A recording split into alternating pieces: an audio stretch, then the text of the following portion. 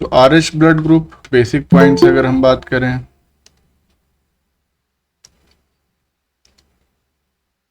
तो कुछ बेसिक बातें अगर करें हम ब्लड ग्रुप के बारे में, specially RH blood group system के बारे में, तो इसकी खोज सबसे पहले कब हुई थी? 1940 में। और किया किसने था खोज? लैंडस्टीनर एंड वीनर ने। ठीक है, बेसिक बातें हैं। It is based on the presence और एब्सेंस ऑफ RH एंटीजन और RH factor on the plasma membrane of RBC। तो RBC की सरफेस पे हमको मालूम है कि एक तो बाई कॉनकेव जो है उसकी सरफेस होती है। ये कौन सा व्यू हमने दिखाया है RBC का? जब उसको लेटरली देखेंगे, ये लेटरल व्यू है बेसिकली। तो इस तरह से हमको इधर भी और इधर भी दोनों तरफ कॉनकेविटी दिखेगी, तो कॉनकेव शेप हो जाता है इसका। अब इसकी ये जो प्लाज्मा मेम्ब्रेन की सरफेस है, इसी पे ये RH एंटीजन इस तरह से सपोज करिए कि लगा रहता है। और इसमें सिर्फ RH एंटीजन नहीं, बहुत टाइप के एंटीजन प्रेजेंट होते हैं RBC की सरफेस पे। कितने टाइप के लगभग होते हैं बताओ कोई? बता सकता है? 30 हाँ 30 तक जिसके बारे में अभी तक। हाँ, ऑलमोस्ट 30 या मोर देन 30। 30 तक अभी तो डिस्कवर किए जा चुके हैं, और इससे ज़्यादा ही होता है। लेकिन मेन चीज़ ये है कि जब ब्लड ग्रुप डिटरमाइन किया जाता है तो उस दौरान वो ज़्यादा सिग्निफिकेंट नहीं होते हैं। इसका मतलब कि जिस पेशेंट में इन्फ्यूज़ किया जा रहा है ब्लड, उसमें कोई इस तरह की बहुत फैटल रिएक्शन या कॉम्प्लिकेटेड रिएक्शन नहीं कॉज करते हैं, इसीलिए they are of less significance as compared to ABO antigens and as well as this RH antigen. तो इन्हीं दो को मेनली टेस्ट किया जाता है when we are seeking for infusion of blood. तो नाम इसका कैसे पड़ा? Rhesus monkey, macacus rhesus. लाल मुंह वाला जो बंदर होता है उसी में सबसे पहले खोजा गया था, डिस्कवर्ड फर्स्ट, तो वहीं से इसका नाम डिराइव कर लिया गया। अब देखो, RH antigen located on two rhesus proteins RHD RHCE। कहने का मतलब यह है कि RH एंटीजन को फॉर्म करने के लिए दो प्रोटीन्स की जरूरत पड़ती है, RHD और RHCE की। अब जाहिर सी बात है, दो प्रोटीन्स हैं तो they will be coded by two genes. और ये जो दोनों जीन्स होती हैं,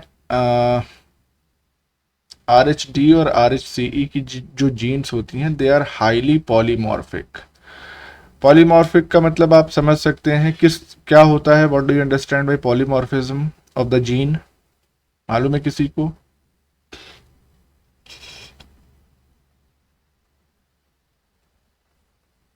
मतलब एक से ज़्यादा प्रोटीन के लिए रिस्पॉन्सिबल है। एक्चुअली में एक से ज़्यादा प्रोटीन के लिए रिस्पॉन्सिबल वी कैन से, लेकिन बहुत एक्यूरेट नहीं है। कहने का मतलब ये है कि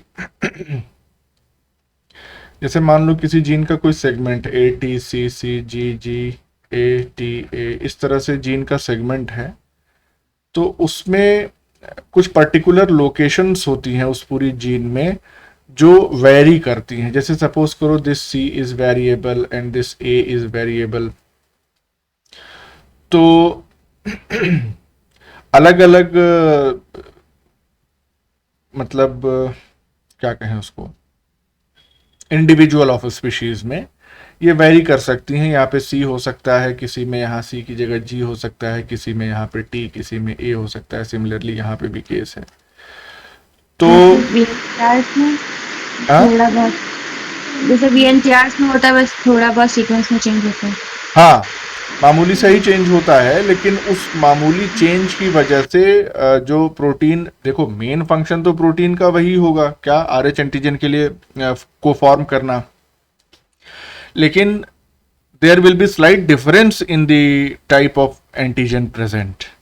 तो वो थोड़ा सा देखने की जरूरत है कि क्या वो डिफरेंस इतना सिग्निफिकेंट है कि वो एक मेंबर से दूसरे मेंबर में इतनी तब्दीली कर दे कि सिमिलैरिटी जो है वो कम हो जाए। और उसकी वजह से हम दोनों प्रोटीन्स को सिमिलर प्रोटीन्स ना कह के डिफरेंट प्रोटीन्स कह सकें। तो ये भी हो सकता है, या ऐसा भी हो सकता है कि ऑल्दो ये डिफरेंसेस आ रहे हैं, लेकिन इन डिफरेंसेस की वजह से प्रोटीन के स्ट्रक्चर पे कोई बहुत सिग्निफिकेंट चेंज नहीं आ रहा है, जिसकी वजह से हम बस एक सिंपल सा टेस्ट करते हैं कि आर एच एंटीजन प्रेजेंट है कि नहीं है। तो इस तरह से देख लेते हैं। हाँ, अगर वहीं पे ये तो ब्लड ट्रांसफ्यूजन की बात हो गई, अगर टिश्यू ट्रांसप्लांट की या टिश्यू ग्राफ्टिंग की बात होती है तो उस दौरान हम एमएचसी जीन्स के बारे में डिटेल स्टडी करते हैं, मेजर हिस्टोकॉम्पैटिबिलिटी कॉम्प्लेक्स जीन्स के बारे में। तो उसमें क्या है कि हमको देखना पड़ता है कि बेसिकली इन जीन्स में कितने चेंजेस हैं। तो वहाँ पे क्या करते हैं कि जो क्लोज रिलेटिव्स होते हैं उनसे ऑर्गन या टिश्यू लेते हैं ताकि जीन्स जो है वो रिलेटिवली सिमिलर रहें। ब्लड में तो ऐसा कोई नियम है नहीं, ब्लड में तो बस ग्रुप मैचिंग कर ली हमने कि ए पॉजिटिव है अगर तो उसको ए पॉजिटिव का ही ब्लड मिल जाए, किसी भी इंसान का हो।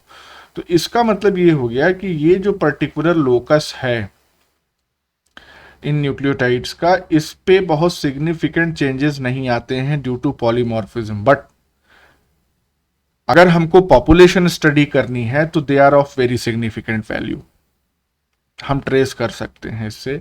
हम अगर बायो इन्फॉर्मेटिक्स टूल्स का इस्तेमाल करें तो हम जान सकते हैं कि आखिर किस स्टेज ऑफ ह्यूमन एवोल्यूशन पे ये पॉलीमॉर्फिज्म जो है वो इंट्रोड्यूस हुई। अगर ये किसी सिंगल न्यूक्लियोटाइड में ही हो रही होगी दिस टाइप ऑफ पॉलीमॉर्फिज्म, तो उसको हम एसएनपी कह देंगे। एसएनपी मालूम है ना, सिंगल न्यूक्लियोटाइड पॉलीमॉर्फिज्म। एक से ज़्यादा हो रही होगी तो ठीक है, मिनी पॉलीमॉर्फिक। तो इसका मतलब यहाँ पे ये एसएनपी की स्टडी नहीं है बेसिकली, ये पॉलीमॉर्फिक चूंकि हाईली पॉलीमॉर्फिक है, इसका मतलब कि इसमें ऐसे कई पॉइंट्स होंगे इस जीन में जहाँ पे चेंजेस आ रहे होंगे। खैर, आगे अगर बढ़ें तो यहाँ पे आप देख सकते हैं कि more than 170 alleles of RHD gene have been found. अब आप सोच सकते हैं कि कितना ज़्यादा पॉलीमॉर्फिज्म है यहाँ पे। जैसे ही चेंज आता है तो जीन में चेंज आता है तो इसका मतलब कि उस जीन की एक नई अल्टरनेटिव फॉर्म तैयार हो गई। तो 170 अल्टरनेटिव फॉर्म्स तो अभी तक खोजी जा चुकी हैं, और भी होंगी, खोजना बाकी है। तो अब ये जो दो टाइप की प्रोटीन्स हैं, आर एच डी और are H C E proteins, ये किस तरह की प्रोटीन है? पहली बात तो ये ट्रांसमेम्ब्रेन प्रोटीन है और मल्टीपास चैनल प्रोटीन्स हैं। तो ट्रांसमेम्ब्रेन, मल्टीपास, ये सब टर्म से आप वाकिफ हैं, इसमें कुछ एक्सप्लेन करने की ज़रूरत नहीं है। अब देखिए, यहाँ पे अगर हम ध्यान दें तो आर एच डी जो प्रोटीन है it carries D antigen, R H C E protein carries C E antigen in various combinations. अब ये सी ई एंटीजन जो है वो अलग अलग कॉम्बिनेशंस में पाया जा रहा है, एलील के बेसिस पे हम यहाँ पे डिफाइन कर रहे हैं बेसिकली। देख लेते हैं आप, ये दोनों रेसेसिव हैं, एक डोमिनेंट एक रेसेसिव, एक रेसेसिव एक डोमिनेंट, और दोनों डोमिनेंट। तो इस तरह से अलग अलग कॉम्बिनेशंस अलग अलग अलग अलग इंडिविजुअल में पाए जाते हैं। इसके ध्यान ये रखना है कि ये जो डी एंटीजन है एक्चुअली में ये ज़्यादा पॉलीमॉर्फिक है और यही जो है आर एच ग्रुप को डिसाइड करता है। इसका मतलब कि अगर डी एंटीजन प्रेजेंट है तो वो बंदा आर एच पॉजिटिव होगा, R H positive if D antigen is present, और आर एच निगेटिव होगा अगर डी एंटीजन एब्सेंट होगा। रेसेसिव फिनोटाइप की बात होगी वहां पे। डी एंटीजन अगर आर एच पॉजिटिव, देखो आर एच पॉजिटिव का मतलब क्या हो गया कि जो फिनोटाइप है वो डोमिनेंट है। इसका मतलब क्या हो गया कि हम इस तरह से इसको इंडिकेट कर सकते हैं, आर जीन के लिए we can put this value. तो अगर हेट्रोजाइगस स्टेट में भी है तो इसका मतलब कि वो बंदा आर एच पॉजिटिव हो जाएगा। आर एच निगेटिव होने के लिए दोनों को रेसेसिव होना पड़ेगा। तो ये एक डोमिनेंट फिनोटाइप का एग्जाम्पल है आर एच एंटीजन। एक बीमारी है एरिथ्रोब्लास्टोसिस फीटेलिस या हीमोलिटिक डिजीज ऑफ न्यूबॉर्न, इसके बारे में आप लोगों को मालूम होगा। HDN क्या होती है ये बीमारी, बताओ कोई?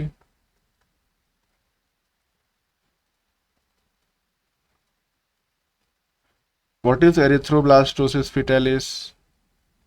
बचपन से पढ़ते चले आ रहे हो।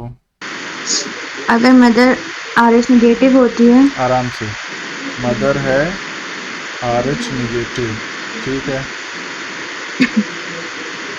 फिर तो हाँ फिर ये उसके उसके बेबी में होता है। ऐसे ही हो बेबी जाता है, RH निगेटिव मदर हो गई तो बेबी में हो जाएगा। अगर फादर RH पॉजिटिव है और मदर RH नेगेटिव है फादर हो गया RH पॉजिटिव, तो बेबी में कैसे क्या हो जाता है? तो फिर एक एलील तो जाएगी ना बेबी में, तो वो RH पॉजिटिव होगा। मान लो फादर ये वाला हो, तब भी संभावना है जाने की? संभावना तो है ही है। क्या है कंफर्म है कि जाएगा ही जाएगा? नहीं, कंफर्म तो नहीं है। मदर, अगर मदर तो जाएगा ये, तो फादर देखो कैपिटल आर स्मॉल आर हो गया, मदर स्मॉल आर स्मॉल, क्यों? क्योंकि RH निगेटिव रेसेसिव है। अब बताओ ये कॉम्बिनेशन जो तैयार हो रहा है, this will B capital small, this will be small small, this will B capital small, this will be small, यानी कि 50% चांसेस हैं कि जो बच्चा होगा वो RH पॉजिटिव होगा, ठीक है। फिर हो जाएगा तो क्या होगा? तुम्हारे बैकग्राउंड में इतनी आवाजें क्यों रहती हैं तंजीला? कूलर चल रहा है। अच्छा कूलर चल रहा है, ओके। तो चलो खैर, ठीक बताइए।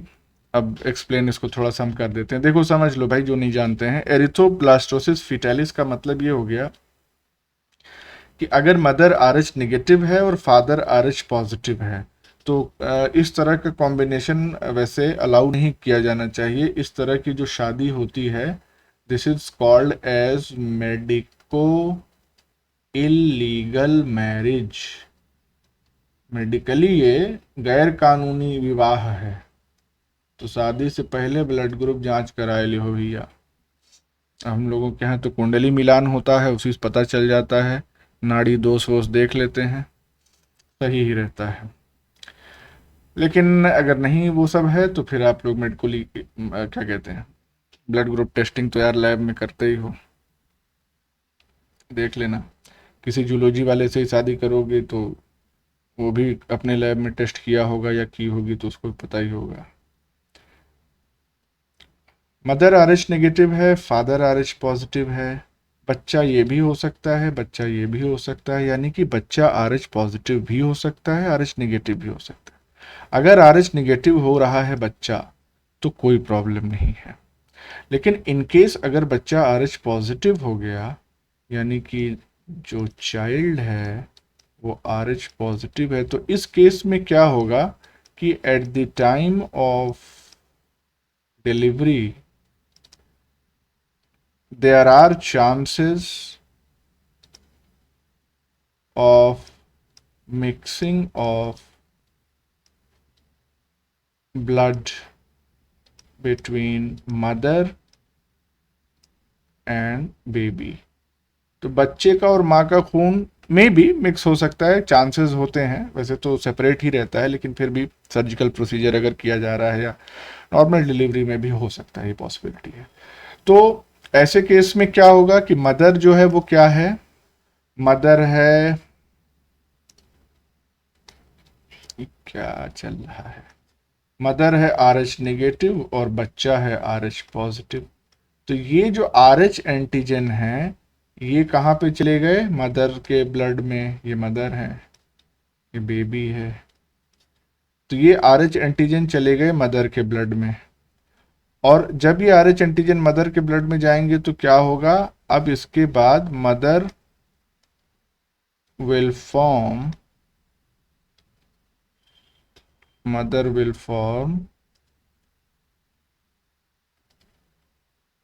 Anti RH antibodies.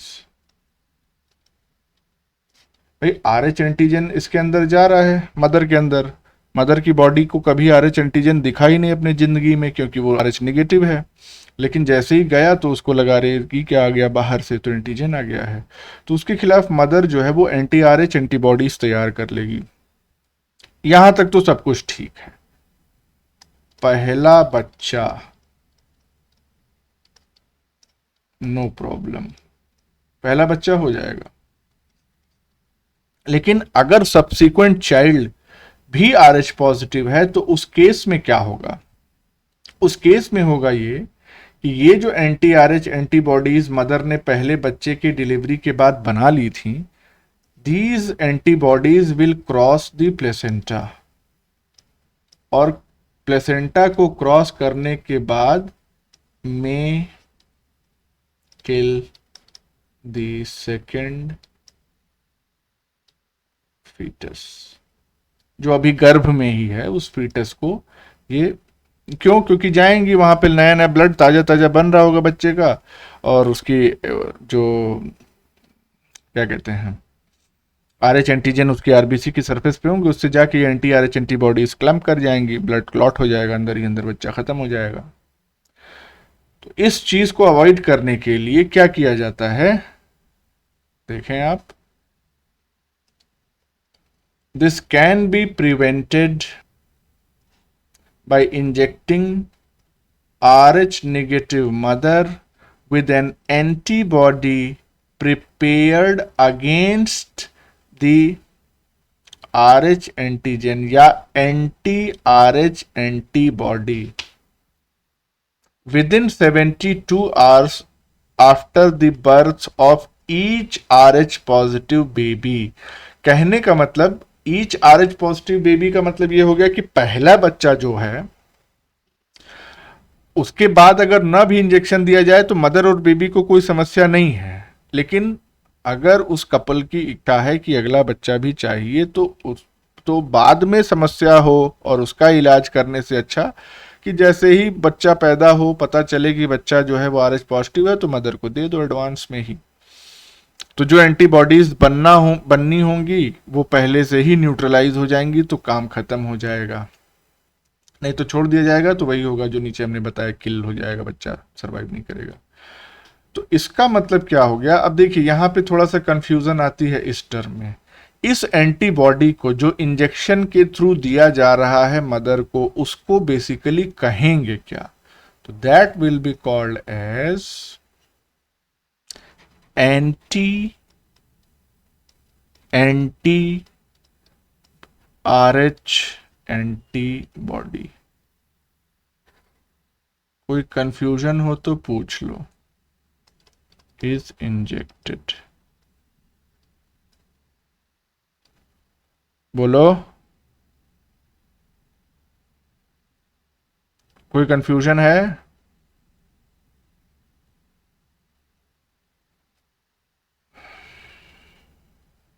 मत बोलो।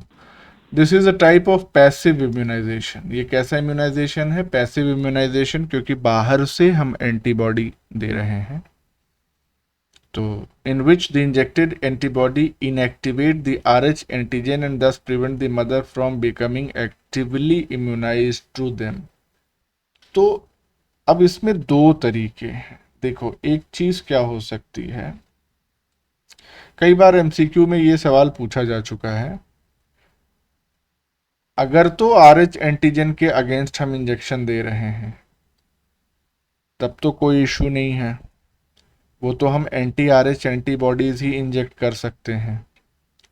लेकिन अगर anti RH antibodies already mother ने फॉर्म कर ली है तो उसको न्यूट्रलाइज करने के लिए एंटी RH एंटीबॉडीज दी जाती है। यहाँ पे जो है एक ही फैक्ट बताया गया है, लेकिन एक्चुअली में अगर सेकंड बेबी कंसीव होता है तो उस दौरान ये एंटी RH एंटीबॉडी देना ज़्यादा सुरक्षित इसलिए रहता है क्योंकि अगर RH पॉजिटिव बच्चा है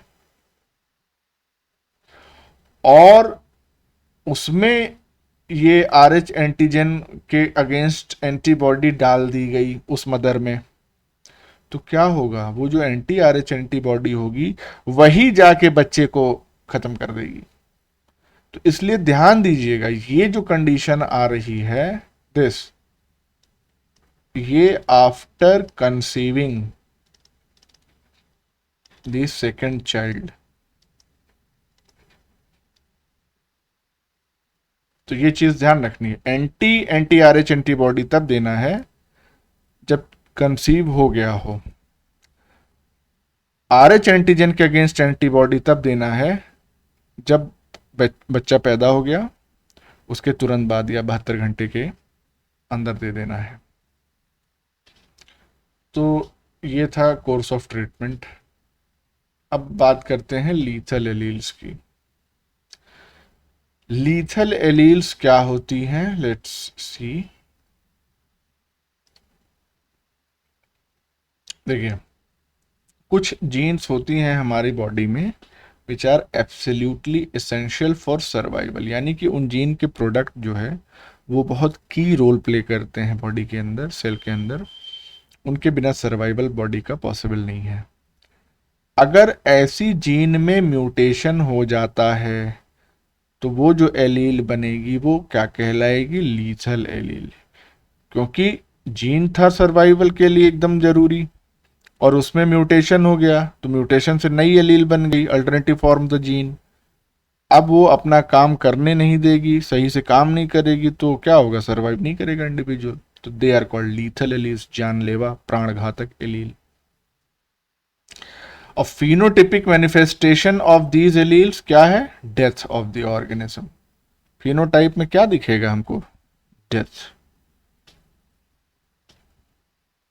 अब देखिए यहाँ पे लीथल एलील्स जो होती हैं ये रेसेसिव हो सकती हैं और डोमिनेंट हो सकती हैं। डोमिनेंट का केस बहुत रेयर होता है, क्योंकि हमने पहले ही आपको बताया कि म्यूटेशंस या म्यूटेंट एलील्स जो होती हैं, अगर उनको पॉपुलेशन में जनरेशन आफ्टर जनरेशन रहना है तो उनको रेसेसिव होना पड़ेगा।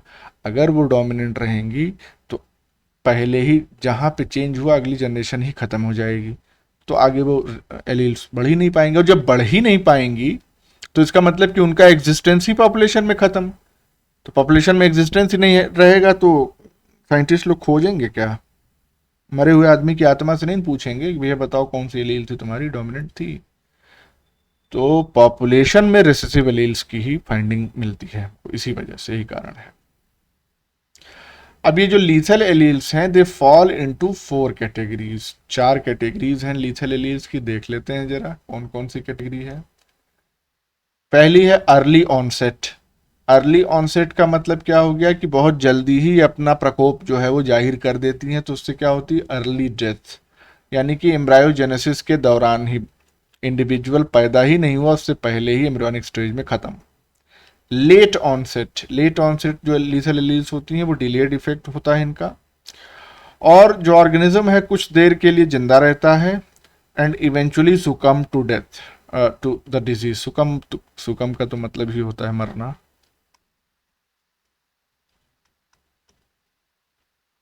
ठीक है,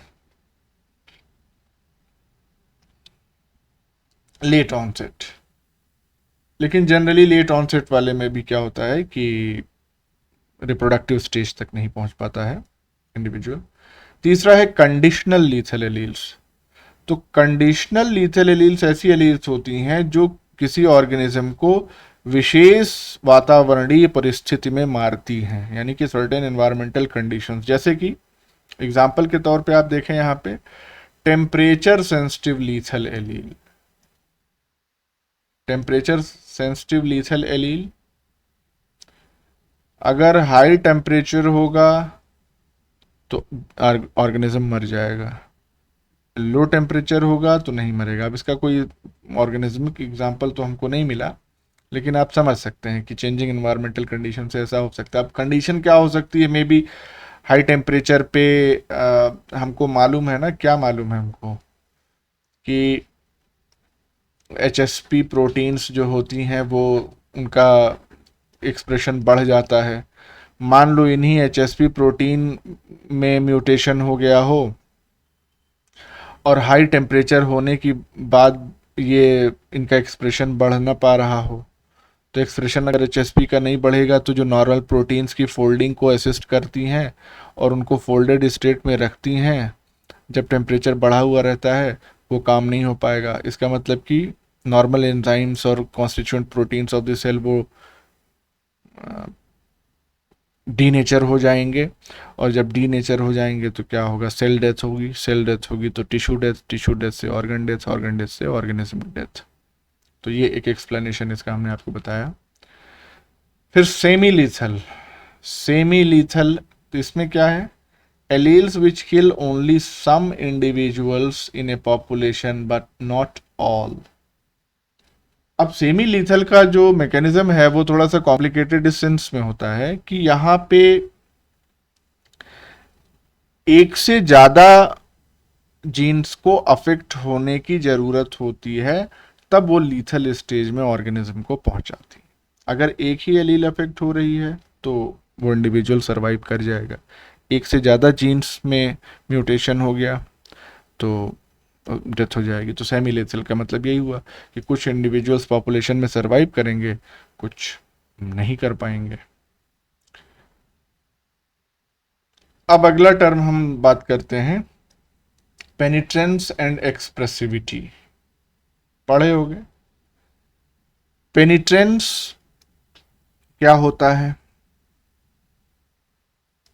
पेनिट्रेंस का मतलब ये हुआ proportion of genotypes that actually show expected phenotypes। मतलब कि अब एग्जाम्पल से इसको समझते हैं। पहले पेनिट्रेंस एग्जाम्पल से समझें हम। ए population of 100 individuals has genotype for पॉलीडेक्टाइली। पॉलीडेक्टाइली क्या होता है? Extra digit in are. ठीक है।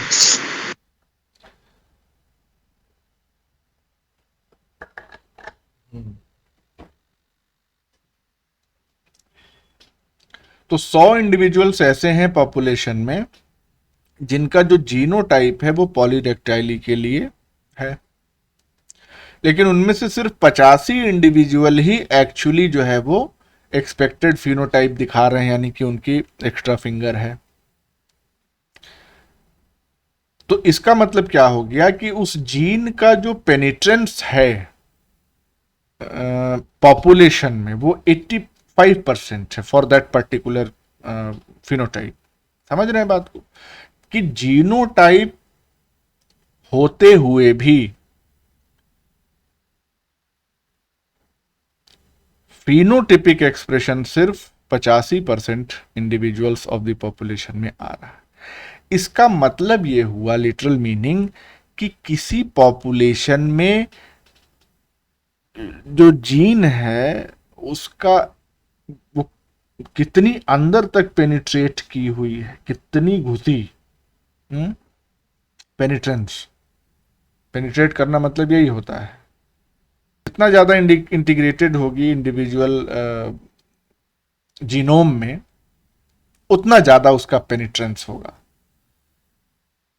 अच्छा, अब यहां पे ये जो कहानी आप देख रहे हैं 85% पेनिट्रेंस हमको दिख रहा है, इसको हम क्या कहेंगे? This will be called as incomplete penetrance. अगर 100% से कम है पेनिट्रेंस तो वो इनकम्प्लीट ही कहलाएगा। कंप्लीट पेनिट्रेंस होने के लिए हर एक इंडिविजुअल में अगर वो जीनोटाइप है तो उसको वो फिनोटाइप एक्सप्रेस करना होगा। तो एनी कैरेक्टर या genotype that shows less than 100% penetrance is an example of incomplete penetrance. तो हमने अभी देखा 85% पेनिट्रेंस। एक्सप्रेसिविटी क्या होती है? एक्सप्रेसिविटी देखते हैं भाई। तो it represents the degree of expression of particular gene in different individuals. Degree of expression किसी पर्टिकुलर जीन का अलग अलग इंडिविजुअल में। जैसे मार्फन सिंड्रोम, इसके जो फीचर्स हैं या जो सिम्टम्स हैं, कुछ लोगों में माइल्ड होते हैं और अदर इंडिविजुअल्स में लाइफ थ्रेटनिंग कंडीशन भी हो जाती है, जान भी चलिए। मार्फन सिंड्रोम क्या है जरा देख लेना इसको, हम इसको देखे नहीं है अभी। किसी भी बीमारी के साथ आप ले सकते हैं कि जैसे ये एग्जाम्पल भी आप ले सकते हैं, स्मोकिंग का एग्जाम्पल। कुछ लोग जिंदगी भर उड़ाते रहते हैं धुआं, एकदम ट्रेन के इंजन की तरह, तब भी कुछ नहीं होता है, कैंसर वैंसर नहीं होता है। और कुछ लोग साल 2 साल ही सिगरेट पीते हैं और उतने में ही जान चली जाती है। इसका मतलब कि कहीं ना कहीं जो डिग्री ऑफ एक्सप्रेशन था प्रोटोऑन्कोजीन्स का, वो जो बंदा जल्दी मर गया उसमें ज़्यादा था एज कंपेयर टू, या हो सकता है opposite case, tumour suppressor gene का एक्सप्रेशन धुआं उड़ाने और जिंदा रहने वाले आदमी में ज़्यादा रहा हो एज कंपेयर टू जो डाइड अर्लियर। तो डिग्री ऑफ एक्सप्रेशन कितना हो रहा है किसी पर्टिकुलर जीन का अलग अलग, that is called as expressivity.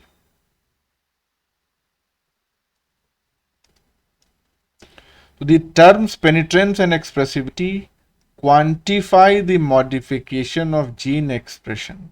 मतलब पेनिट्रेंस और एक्सप्रेसिविटी ये जीन एक्सप्रेशन को क्वांटिफाई कर रहे हैं basically by varying environment and genetic background. तो आप देख सकते हैं पेनिट्रेंस का मतलब कि किसी पॉपुलेशन में कितने इंडिविजुअल्स में वो जीनोटाइप एक्सप्रेस हो रहा है। एक्सप्रेसिविटी का मतलब किसी पर्टिकुलर, या हम यूं कहें अलग अलग इंडिविजुअल्स में एक पर्टिकुलर जीन जो है वो कितना एक्सप्रेस कर रही है। तो ये जो जीनोटाइप और फिनोटाइप का रिलेशनशिप है, जिसको मेंडल और मेंडल के लॉ सिर्फ पढ़ने के बाद हम लोग बहुत सिंपली ये कह देते हैं कि भैया ये हुआ तो डोमिनेंट टॉल हो गया, ये हो गया तो डॉर्फ हो गया, इतना सीधा रिलेशन नहीं है जीनोटाइप और फिनोटाइप में। We have to consider the environment as well as the genetic background, यानी पेनिट्रेंस और एक्सप्रेसिविटी, इन दोनों टर्म्स को भी हमको कंसीडर करना होगा सीरियसली। अब देखिए यहां पे शॉर्ट में लिख दिए हैं, पेनिट्रेंस क्या मेजर करता है? It measures the percentage of cases in which the gene is expressed. Expressivity क्या बताती है? It measures the level of expression of the gene. तो शॉर्ट में एक लाइन में आपको एकदम क्लियर हो गया दोनों का डेफिनेशन। अब बात करते हैं फेनोकॉपी की। फेनोकॉपी क्या है?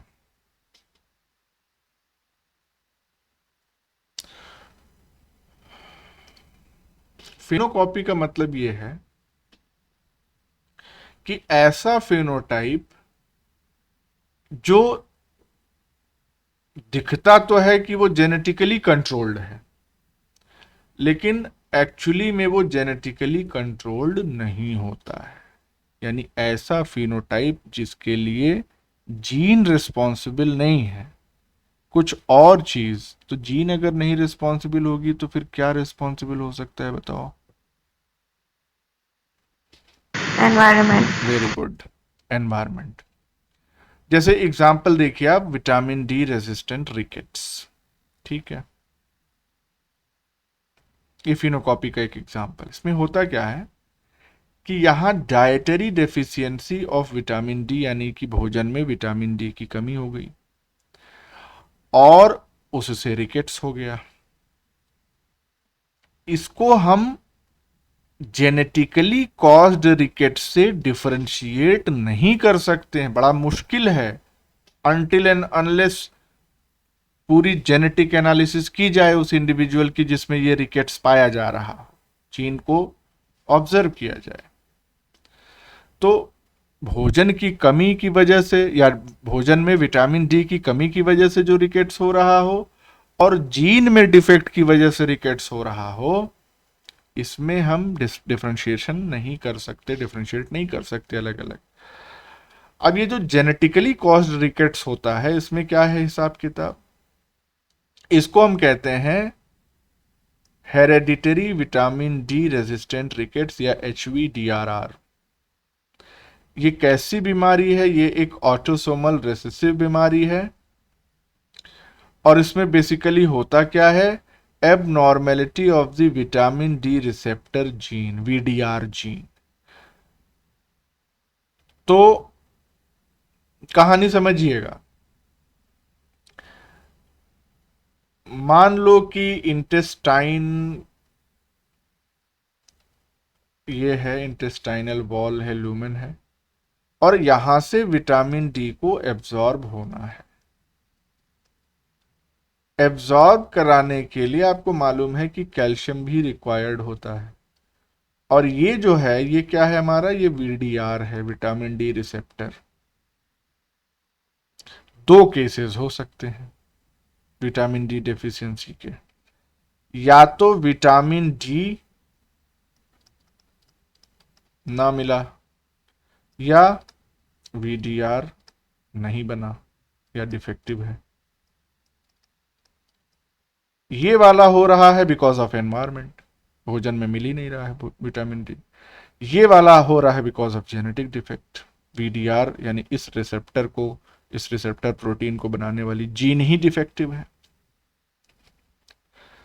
अब उसको कैसे डिस्टिंग्विश करेंगे, नहीं कर सकते। तो इस तरह के कैरेक्टर को हम कहते हैं phenocopy. The VDR is composed of 3 distinct regions and mutations in all its domains have been identified। ठीक है, खैर ये तो एक एडिशनल फैक्ट था। तो इतनी बात समझ में आ गई, इसमें कोई डाउट तो नहीं है? नहीं है सर। आगे बढ़ें, प्रोबेबिलिटी के बारे में थोड़ा सा बात करें,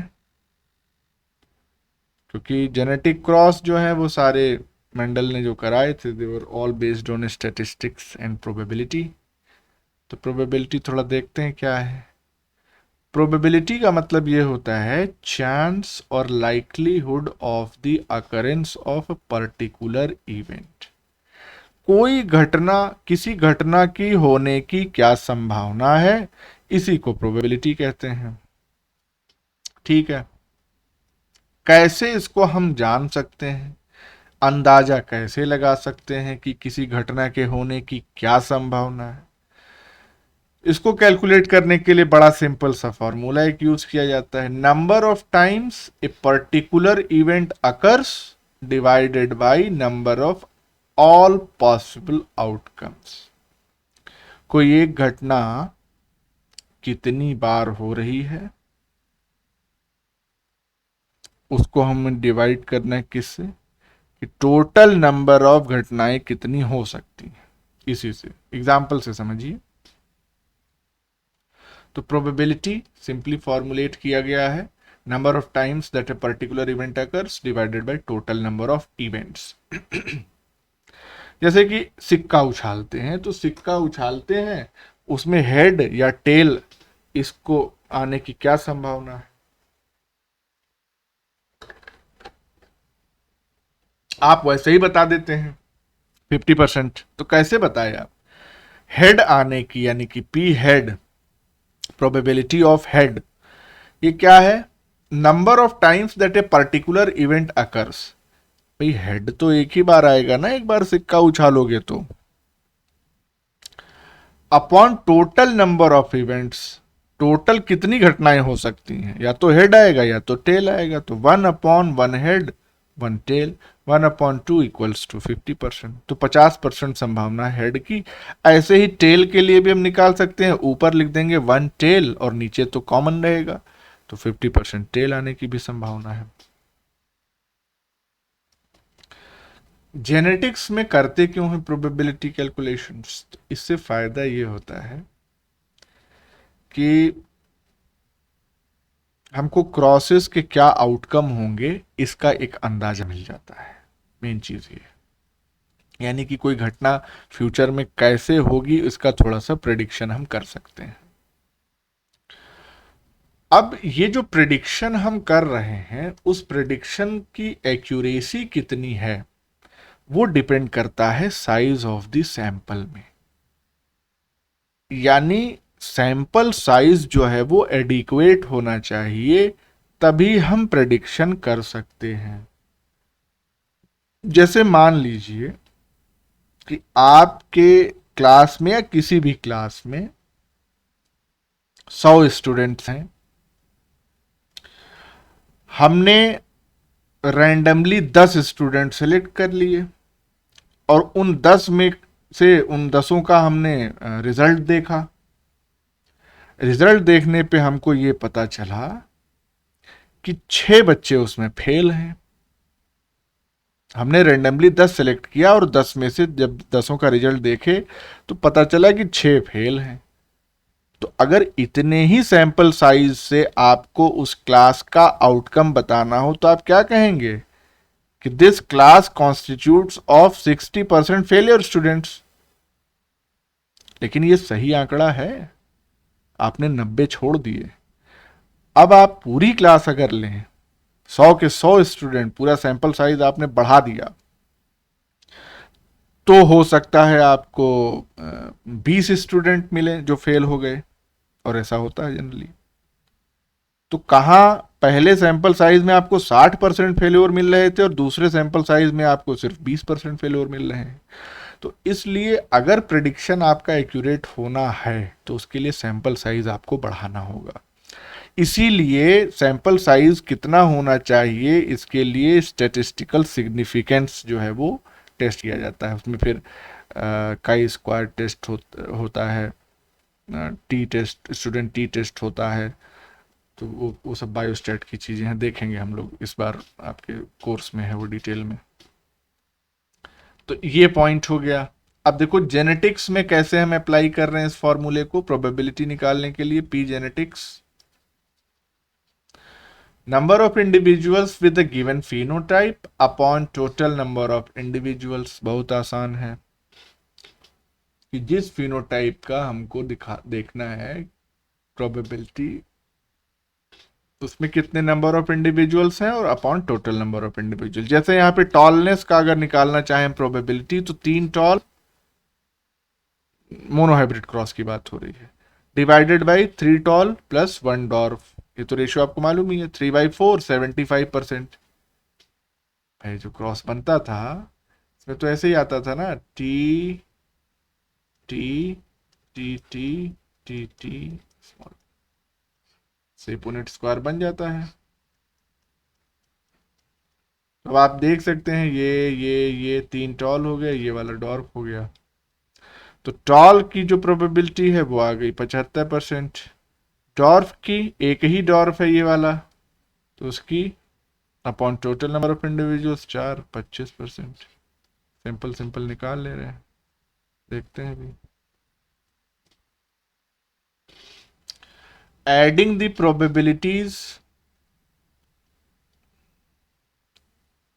बड़ा स्लो चल रहा है। Adding the probabilities of all possible outcomes, यानी टॉल और डॉर सबको जोड़ दें तो हमको कितना मिल जाएगा, 100%, 75% प्लस 25%। अब देखो प्रोबेबिलिटी जेनेटिक एनालिसिस में यूज करने के लिए 2 बेसिक लॉ हैं प्रोबेबिलिटी के। पहला लॉ जो है वो क्या है, मल्टीप्लिकेटिव लॉ या प्रोडक्ट रूल जिसको हम कहते हैं। ये क्या कहता है मल्टीप्लिकेटिव लॉ या product rule? It states that chance of 2 or more independent events, ध्यान रखना ये, 2 or more independent events occurring together is the product of the probability of events occurring separately.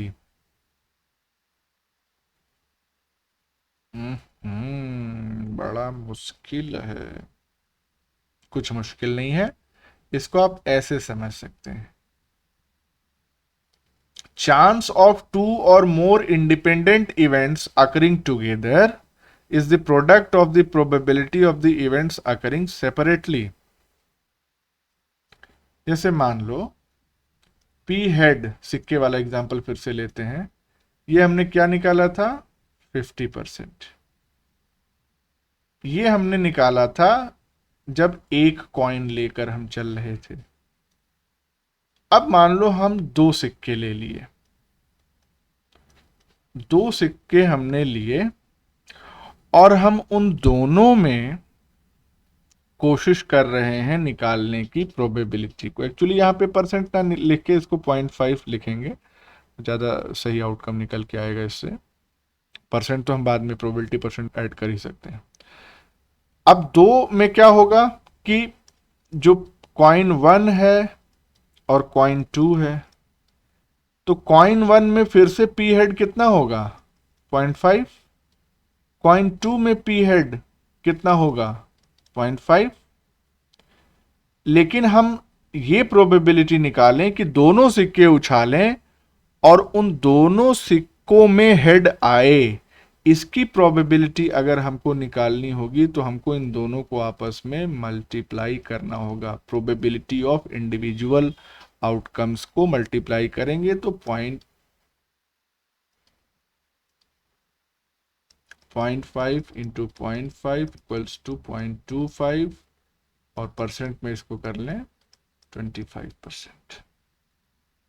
तो अब आप देख सकते हैं ये दोनों जो इंडिपेंडेंट घटनाएं हैं, इसमें अगर किसी एक चीज की प्रोबेबिलिटी आपको निकालनी है तो you have to use the product rule.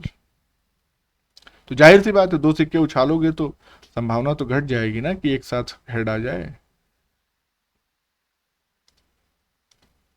अब देखो, independent events are events whose outcomes do not influence one another.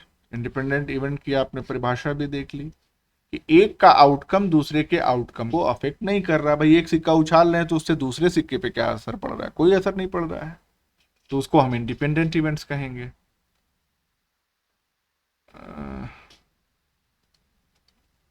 The product rule can be used to predict the probability of independent events that occur in a particular order.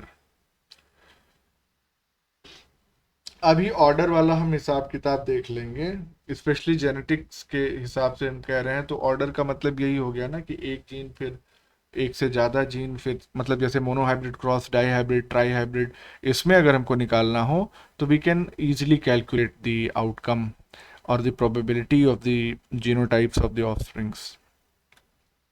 यहाँ पे दो events हो गए तो इसको आप die hybrid कर लीजिए, तीन इवेंट्स हो जाएंगे तो ट्राई हाइब्रिड, या तीन जीन एक साथ कैसे जा रही हैं। एग्जाम्पल जरा देखते हैं फिर समझ में आएगा थोड़ा कुछ, अगर आ गया तो। यहां तक समझ में आया कि नहीं जितना भी हमने बताया?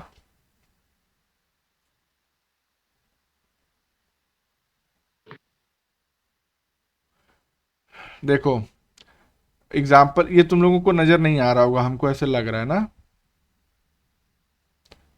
नहीं आ रहा है सर। नहीं आ रहा है तो छोड़ो, एग्जाम्पल पढ़ लेना, नहीं समझ में आएगा तो फिर से हम एक्सप्लेन करेंगे। बाकी हमने लॉ बता दिया, एग्जाम्पल पढ़ के तो समझ ही सकते हो। एडिटिव लॉ या सम रूल जो है दूसरा है, फिर से कह रहे हैं एग्जाम्पल पढ़ लेना, नहीं समझ में आएगा हम बता देंगे फिर से, ये नहीं कि हम नहीं पढ़ाए तो तुम भी ना पढ़ो, पढ़ लेना। एडिटिव लॉ या सम रूल क्या कहता है? It states that the probability that one of two और more mutually exclusive events will occur is equal to the sum of the individual probabilities of the events। इसको हम कहते हैं either या और रूल, आइदर और रूल। अब इसमें बेसिकली यहां पे टर्म क्या यूज कर रहा है, देखिए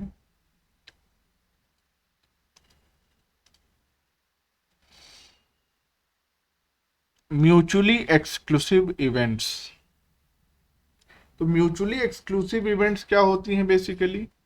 दे are events in which the occurrence of one possibility excludes the occurrence of other possibility।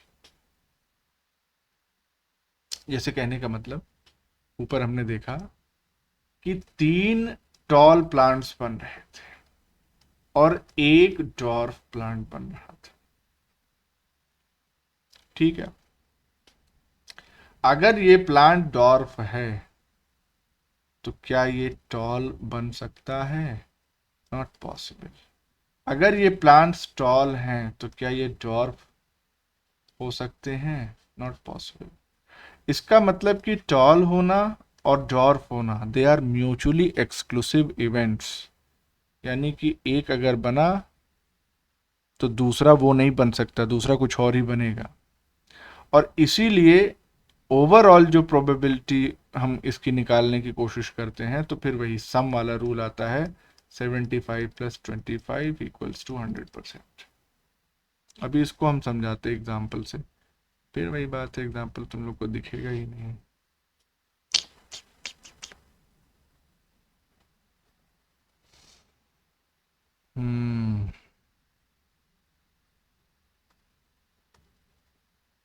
रुको देखें नीचे और कितना बाकी है। बाइनोमियल एक्सपेंशन, इसमें भी एक एग्जांपल है। वैल्यूज,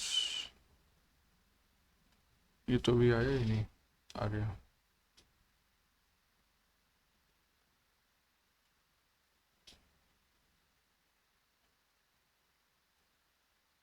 कोई बात नहीं, एग्जाम्पल हम आपके लिए छोड़ दे रहे हैं, आप लोग देखेंगे एग्जाम्पल तो सब कुछ क्लियरली एक्सप्लेन किया हुआ है। होमवर्क करो कुछ, और नहीं समझ में आएगा तो हम ही हैं। बाइनोमियल एक्सपेंशन क्या होता है देख लेते हैं।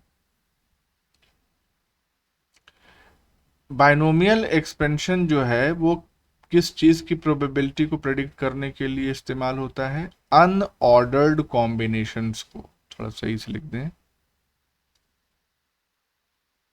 अनऑर्डर्ड कॉम्बिनेशन ऑफ इवेंट्स, इसको, इसकी प्रोबेबिलिटी प्रेडिक्ट करने के लिए बाइनोमियल एक्सपेंशन किया जाता है। जैसे एग्जाम्पल से समझ लेते हैं थोड़ा सा।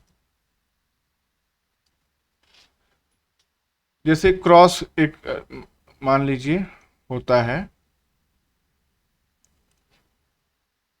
चलो भैया, एक क्रॉस हो रहा है दो हेट्रोजाइगस प्लांट्स के बीच में, कैपिटल स्मॉल, और इस क्रॉस के बाद हम ये जानना चाह रहे हैं कि 5 में से 2 प्लांट्स के होमोजाइगस रिसेसिव होने की क्या प्रोबेबिलिटी है। 2 आउट ऑफ 5 यहां पे लिखा हुआ है कि after cross we want to know that probability that 2 out of the 5 plants will be small T यानी डॉर्फ। इतनी बात समझ में आ गई। मान लीजिए कि टोटल 5 प्लांट बने, उन 5 में से 2 डॉर्फ होंगे, इसकी क्या प्रोबेबिलिटी है, मान लीजिए हम जानना चाह रहे हैं। यहां पे हम ऑर्डर ऑफ ऑफस्प्रिंग से नहीं कंसर्न है कि पहला ही पैदा होगा तो वो डॉर्फ होना चाहिए, या चौथा डॉर्फ होना चाहिए, पांचवा नहीं, उससे कोई लेना देना नहीं है। पहला हो, दूसरा हो, तीसरा, चौथा, पांचवा, जो मन करे वो हो, ऑर्डर से हमको कोई लेना देना नहीं। अनऑर्डर्ड इवेंट के लिए हम निकाल लें। Only concern is the final numbers of dwarf and tall offspring. जब पांचों पैदा हो जाए उसके बाद हम ये जानना चाह रहे हैं उन 5 में से क्या 2 डॉर्फ हैं या नहीं है। ऐसी प्रॉब्लम्स को सॉल्व करने के लिए बाइनोमियल इक्वेशन जो यूज की जाती है वो है ये,